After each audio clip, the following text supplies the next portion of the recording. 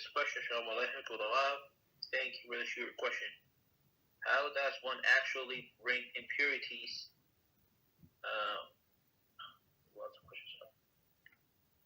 How does one actually bring impurities on his hands?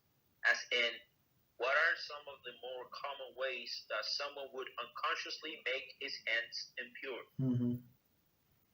Okay, that's a amazing question. So, the most common way is touching ourselves in the places that are usually covered. So, as a man, for example, scratch himself under the kippah, or like a scratch on the shorts, or touch or something. Same as women, right? So there is debates. For example, the left hand of the man, like behind, under the shorts. Is it considered to be impure? The place is usually covered because we use this thing for a tefillin.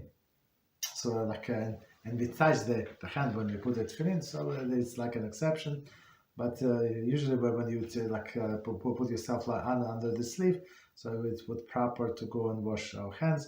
But this impurity is only affects us when we need to say the blessing, like when we need to eat or we need to learn. But otherwise there is or pray, right? Otherwise you can go the whole day with this impurity. But on one hand, on the other hand, you will not most likely you would need to eat something or do something else like to learn, so you would need to wash your hands.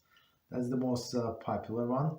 After the bathroom, but after the bathroom usually people wash their hands, so that removes the impurity. After touching the shoes, so you came home, you remove your shoes. For example, you have shoelaces, right? That's the issue, right? Or you have a zipper or something. Yeah, that's the issue. If you have slip on, there is no problem. So you don't feel like you did not even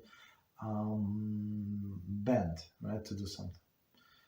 And same with the putting on shoes, right? So if you have like shoehorn or something, and you have slip on, there is no problem. You did not touch the shoes. It's through the shoehorn, there is no problem. What else?